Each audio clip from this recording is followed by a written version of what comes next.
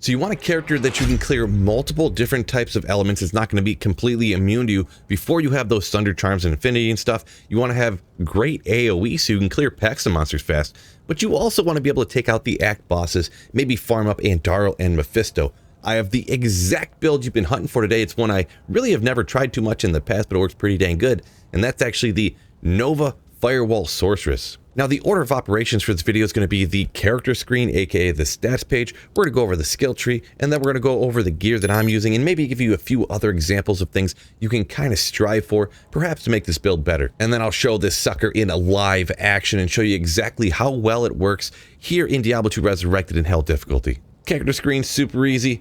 This one is max Vita because it is using Nova, but you don't have the points put in Energy Shield because you use them into your Firewall. So we actually got just enough strength to wear your gear. Of course, we're wearing a Spirit Monarch if you didn't guess that already, and all the rest in the Vitality. This is where our resistances fall. Even with this super budget stuff I got on, this could all be capped out if you get better gear choices. Now over onto the skill tree, we're going to start off with the Cold Spells, 1 Point Wonder and a Frozen Armor, pretty basic. Nothing else over here on the skill tree. All the rest of the points are going into either Lightning Spells or Fire.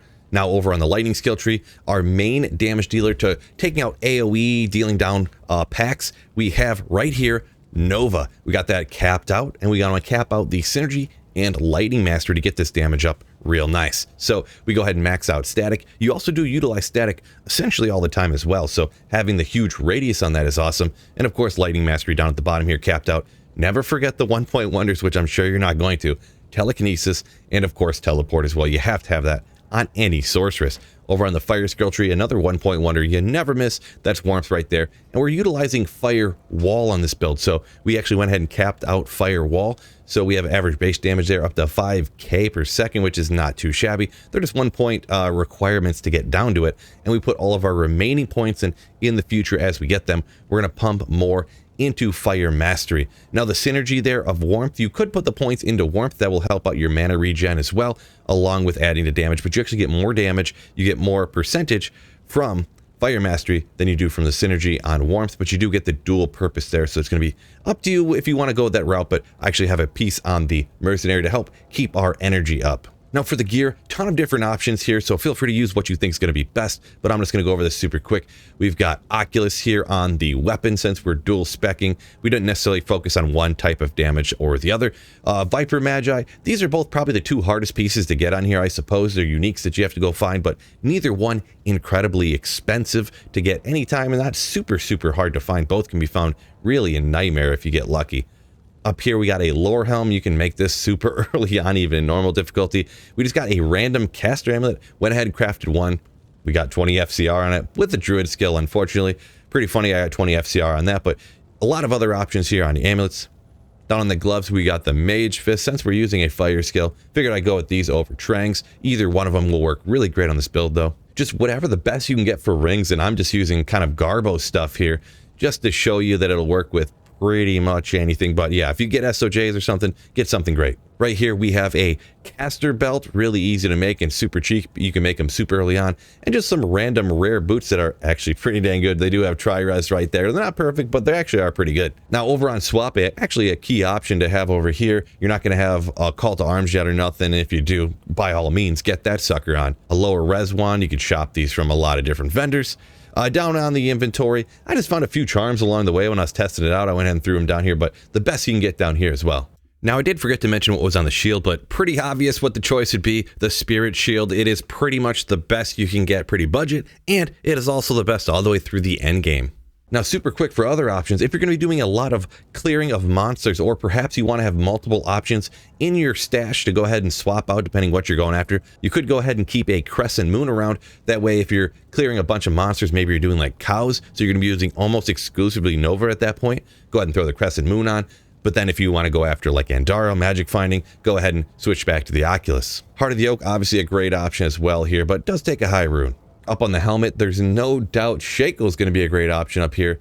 Maybe a Griffin's Eye you could throw up here, but I would say if you have that kind of good of enough gear, you could probably have a ton of other stuff to just single spec late game farm, and you won't have to worry about dual specking.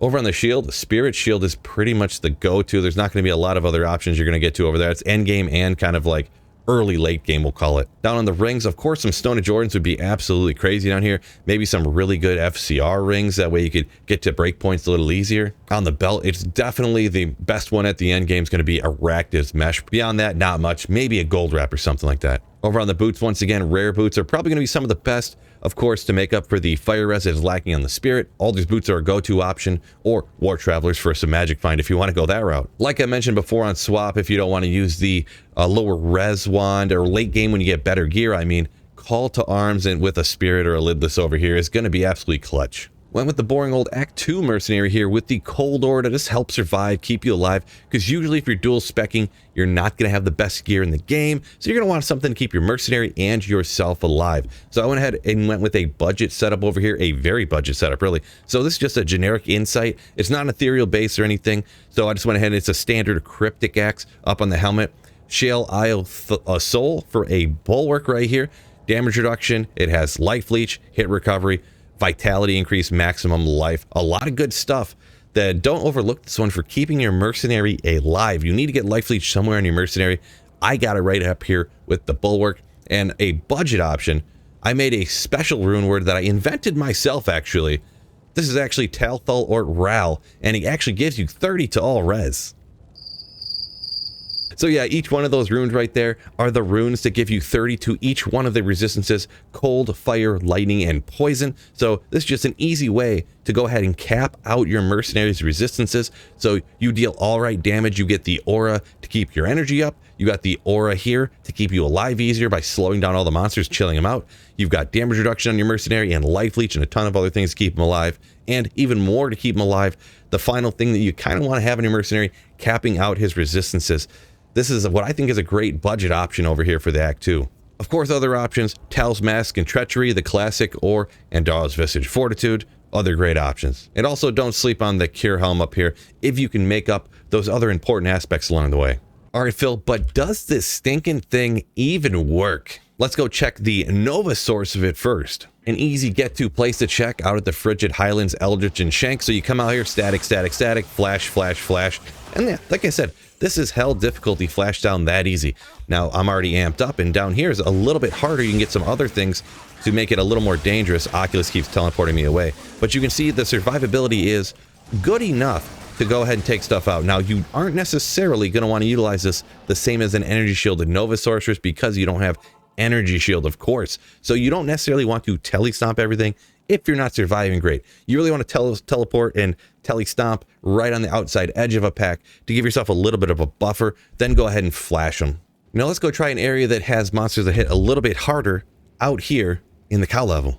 So cows obviously have way more health, but you can static them down first off. That's going to be your best option. Flash, flash, flash. You see their health going down. There's going to be a little bit more babysitting on the front of the mercenary, but you can see we are absolutely taking these guys out. We'll go after maybe another pack right here just to kind of show you a little bit more. You want to static them down as far as you can, and with this budget build, that was a little bit of a skill issue right there, so don't worry about that. But now we'll flash from here, and this is what I meant. You want to stay a little bit more at a distance. So there's more champion ones up in here. Of course there was a little bit of skill issue on my part, don't worry about it. But yeah, I mean, it works pretty good considering the budget type of gear we have. We got no skillers, no torch, no anything like that. I decided to do one more pack here. Look at the size of this honking pack. So we got them all static. Let's go ahead and flash, flash, flash. And yeah, it's working pretty good. We do got to get a little bit closer, reposition the mercenary a little bit. But look how good the mercenary is actually surviving kind of all by himself. Now, the good thing is they're getting chilled out by the cold aura. We're stunning them by putting them into hit recovery with our Novas. So yeah, build working pretty good out here in cows. Alrighty, well, let's go ahead and run down to some other good areas to farm with these type of builds. And Darl and Mephisto? So here we are, but down here, we're going to utilize this lower res wand right here. So we're going to teleport across, hit her with the lower res, static her down, and then to drop the firewalls on her. Our mercenary might get taken out here. Almost got taken out. Not quite. But there we go. And Darl down and ID our loot. Well, that was so fast. Let's go ahead and do one more.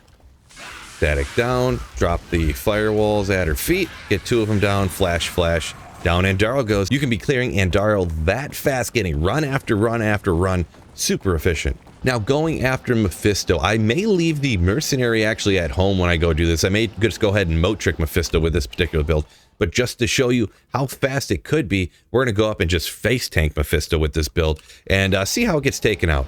So we're going to come over here, hit him with the lower res, of course, static him down, and now go ahead and drop the firewalls on him. So we got 2 of them down. Now we'll go ahead and flash, maybe get another one here.